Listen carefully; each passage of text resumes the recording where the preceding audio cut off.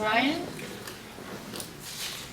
Okay, so, and also we have our executive producers in the audience with us, so I'd like to thank them. Give them a big hand. Oh, John Benet, Trisha Coy. Oh, great. I would like to open up for questions. The rest of the crew is Oh, I'd like to open up for questions while the rest of the crew are coming down. Okay. Oh, I should introduce everybody. Yes? Okay. This is Jen Cation, sir. Shailina, Ryan Smith, our production designer, Brad Gray, our producer, Paul, and John. And we are...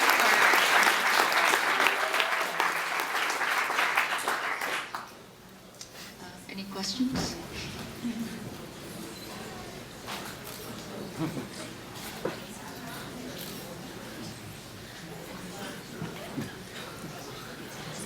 You don't have any questions? Yes. Why Dano as Joby? Yes, Paul Dano plays Joby. Yes. Why? Oh, why? I didn't hear.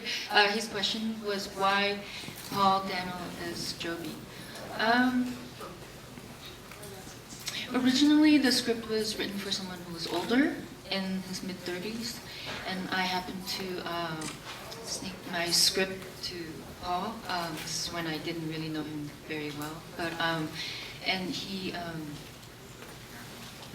came back and he's very gentle and sweet, and he said, well, maybe the main character could be someone younger, and it could be kind of interesting, and we started this dialogue of how that could be possible. So, and you know, it was an amazing, I don't know, phone call to receive from Paul when he called me back with that, because he didn't come out and directly say, I love to play Joby, but he kind of started from this conversation about what the potential might be, and then got to this point where we both agreed that it would be a wonderful collaboration.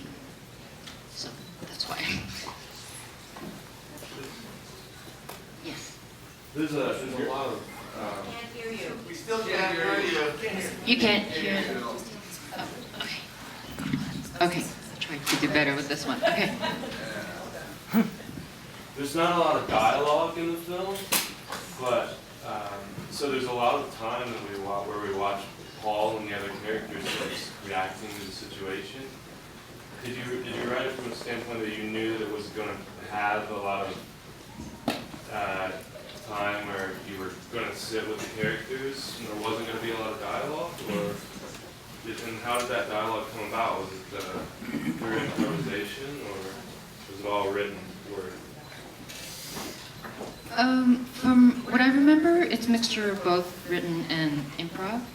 But you know, when I wrote the script, I tried to put as many scenes in there as possible and try to, you know, be as greedy as I can. But the script was only, I think, 70-some pages, even with all that greed. And then we shot a lot, you know, as much as I can.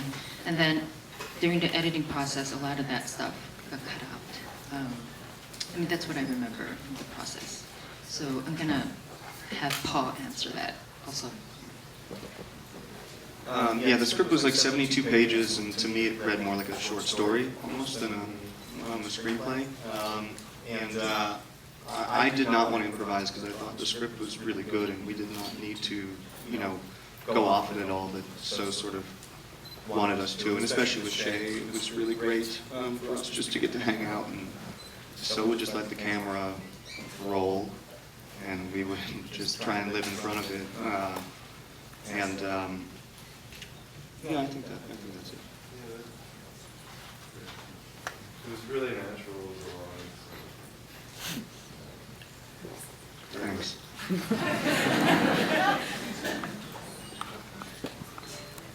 Does the storyline come from any events in real life that you've derived off of, or the situation around divorce and custody and all of that aspect of the story? Yeah, I mean, my previous two films were kind of semi-autobiographical, and I tried to stay away from that for this film, but the beginning of the story is this vague memory I have of my own father visiting us when I was young. That's like the only memory I have. And so I started from that, and then I built the character based on that. So. Was it important for you to get a message across about fathers' rights?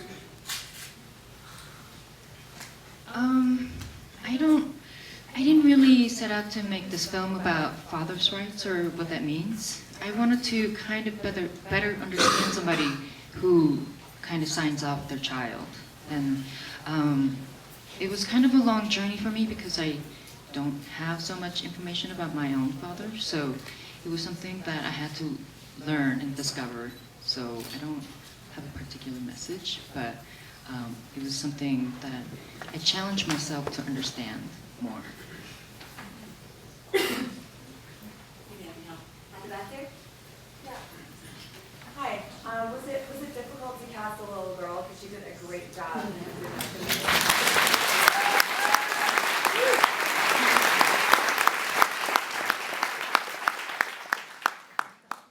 No, it wasn't difficult at all, actually.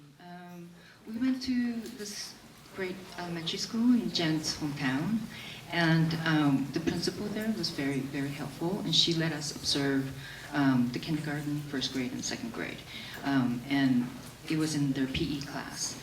And Shalina was actually the most focused and serious girl I've ever seen during PE, and she was meticulous.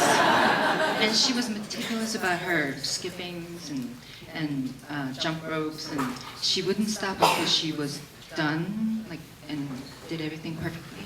So I thought, oh, she's the one. No, it wasn't difficult at all.